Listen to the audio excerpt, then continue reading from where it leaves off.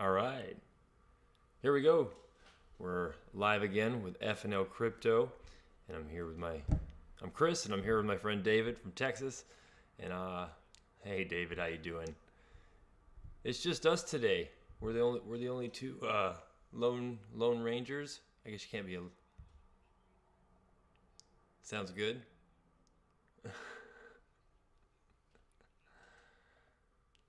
Well, today we're going to do something special. We're going to start off the day right away and go through a little bit of Ethereum. We're going to explore Ethereum and things that are built on top of Ethereum. We know we bought some Ethereum about $100 ago on the price. This week, there's a video up about what we were talking about with Ethereum, and we're going to post some more videos with Ethereum. But for the starters today, we're going to go to check out Ethereum straight at their website. So let me get some things set up here. Uh-oh, got a little delay.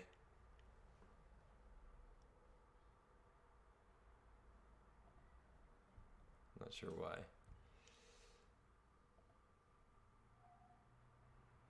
Ooh, Ethereum. All right, here we go. So that we got lucky on that one. Could have went anywhere with that.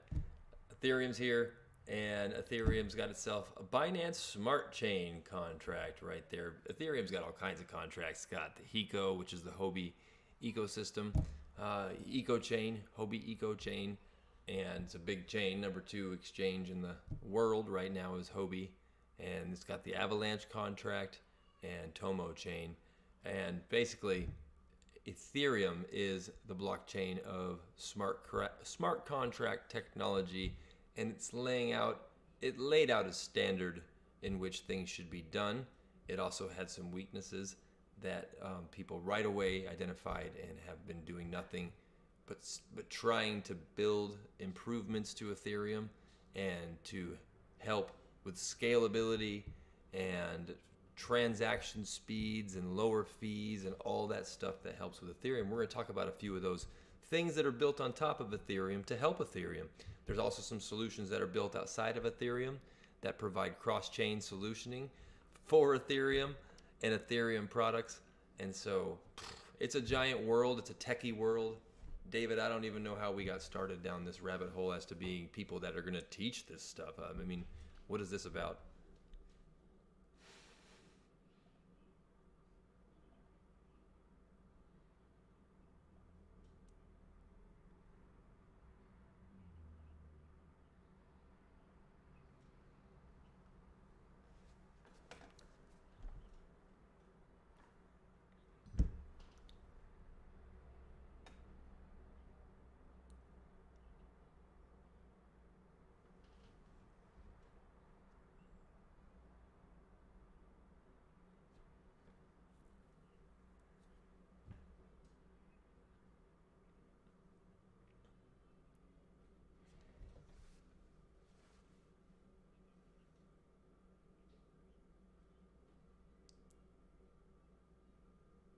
Meme coins? Yeah. Yeah, this is real world stuff, and the real world bank, the organization that controls banking and stuff is having a hard time allowing the countries that need currency reform the freedom that they need to go forward. They're not giving them enough support to move forward with the cryptocurrencies. And I think that's because there are some things in the cryptocurrency market that we'll talk about today at our 5 o'clock session in our news and updates. There's some interesting things out there that would keep me from being all in on cryptos if it meant my entire country, all the people, all of the income. Oh, what did we just come up with, David? There's going to be there's a story about $3.6 billion missing from an African cryptocurrency exchange.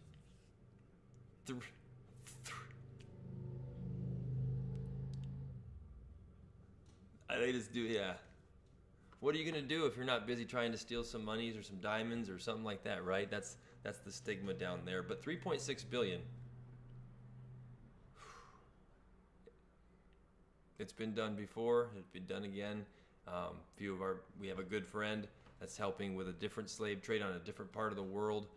trying to help free people before they're sold to a pretty much human trafficking market. Yeah, they need some reform. Give them reform. And the $3.6 billion that's leaving from this AfroCrypt, which is what the name of the company was, that $3.6 billion is something that they're tracking. They're going to be able to figure out where it is. There were some rewires on where it went, but they're going to be able to find it. That's one of the neat things about cryptocurrencies is all the transactions are immutably stored in the metadata metaverse, and that's the one thing they're good at is the encrypted data being something, at least on the public chains, something they can keep track of. So Ethereum's on the public, or Bitcoin's on the public chain, and Bitcoin gets taken, they're going to be able to find that, they think. So we'll see. We'll bring that story in a little bit later today. For Ethereum, it's a community-run technology. Decentralization means that it's ran open source, and it is a company. Don't get yourself, don't kid yourself. But it is a company that is decentralized in nature. In other words, it's going to run almost autonomously based on a lot of different coded technologies, consensus algorithms, smart contracts, all that jazz.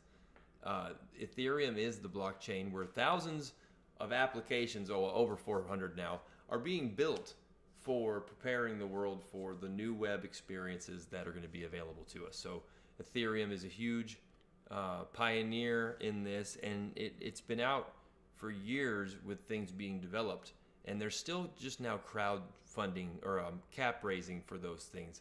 I guess crowdfunding was the right word, but they're cap raising for these projects, and the projects, as you see in the picture right here, get started. That's basically what Ethereum's still really doing, is getting started, because the web experience that they're preparing us for, we don't even have the devices to handle the experiences. That's where you're going to want to have some stocks and things, other companies that are preparing to give the devices that will handle Web 3.0 technology. But Ethereum is ahead, as usual, and it's allowing a wonderfully base layer blockchain, operates on smart contracts, which basically that helps everything that works through in code move progressively with finality, because it answers each if-then scenario and tells the computer code where to go next. All right, tells a program where to go next, and it does it with artificial intelligence, so there's not human error involved once it gets going. All right, so Ethereum's a portable to the world of Ethereum, ethereum.org. This is their home site here, and the tech is new and ever evolving. It helps to have a guide. Every time I hear all these, it's new, it's just a plan. David?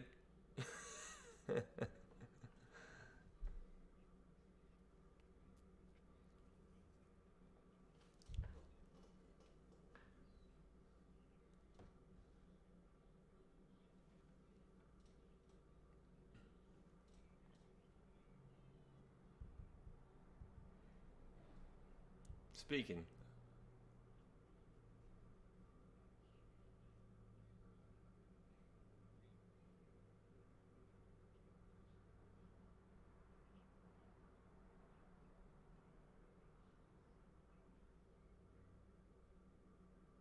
Woo.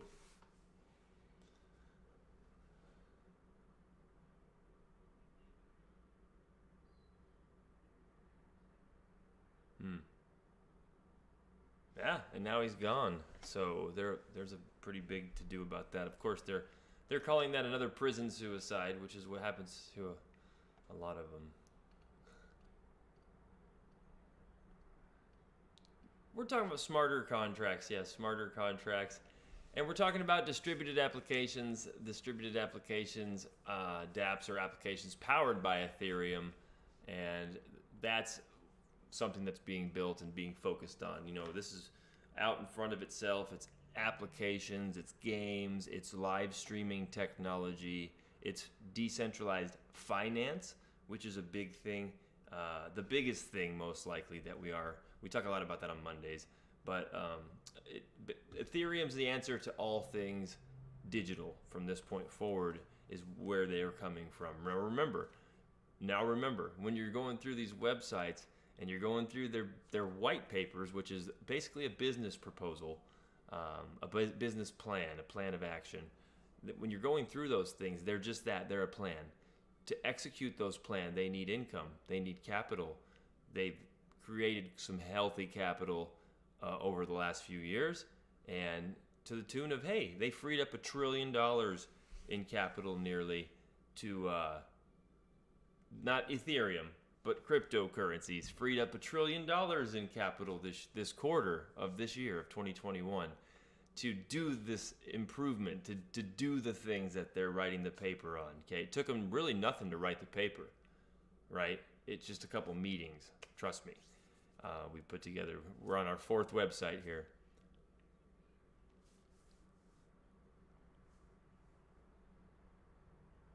You know, and some of the ones that have the most thought into them look like Word documents because they actually have the algorithmic business on there.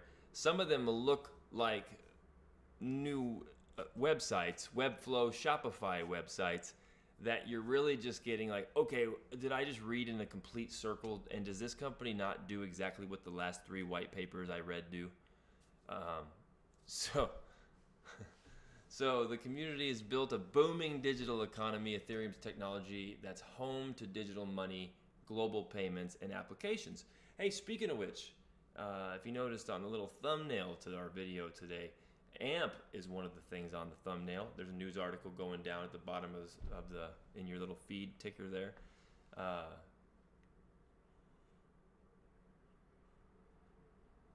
I'm probably frozen then. So that's okay. But either way, AMP, Flexa, payment systems, Flexacoin, formerly, AMP is formerly Flexacoin. The Flexa payment system has a contract with a partnership with Shopify, and Shopify has made arrangements to accept at a lot of their global locations Bitcoin, Ethereum, and Litecoin, including new arrangements with Google merchants and Facebook merchants that use Shopify. So the world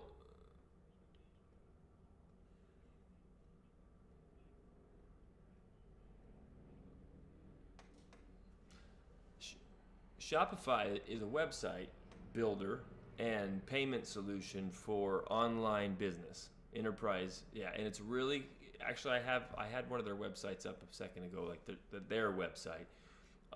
As we're looking to improve the FNL Crypto website, we've investigated Shopify, and we found that Shopify is more for shops, for business. I mean, we're a business, but it's not a business. We're trying to be more of news and research and updates and really stay engaged in cryptos, the prices, and the making good decisions based on that. That makes us different than having a bunch of things that we're going to sell. Doesn't mean you're not going to be able to get yourself a Hedera Hashgraph t-shirt once it makes an all-time high, but or Polygon apparel. That sounds good. It rolls off the tongue. Get your Polygon apparel. Right, we might have some FNL Crypto Polygon apparel if we can get the rights to Polygon apparel, but the point is we're not really that. But Shopify serves most people. They have goods and services they want to sell you right off the bat. And with that, everyone's shopping payment systems, merchant services, whether it's Apple Pay, Stripe Pay. I believe we use one of those. That's why I said that. There's Venmo people can use privately. Then, of course, you have all your other merchant solutions that incorporate taking Visas and MasterCards and Discovers and American Expresses. Yeah, all that good jazz. So being able to accept cryptos is where Shopify is coming into the picture.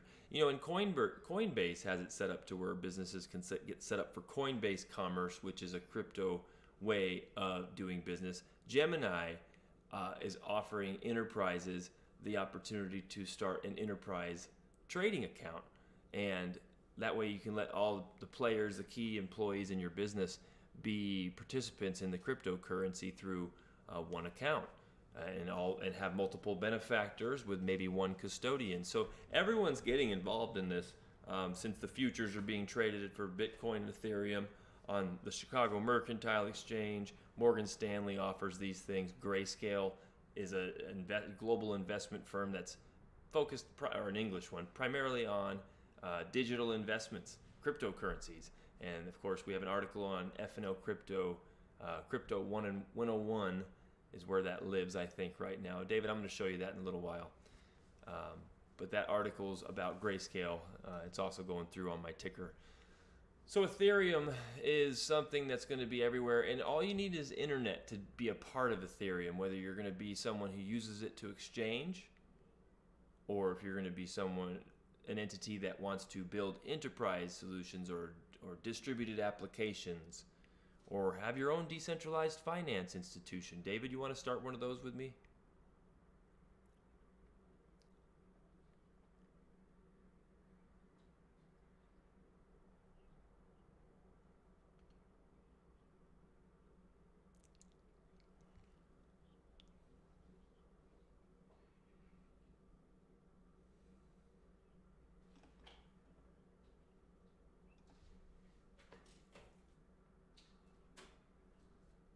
I don't know, but this is something that I want to share. I know you have Ethereum.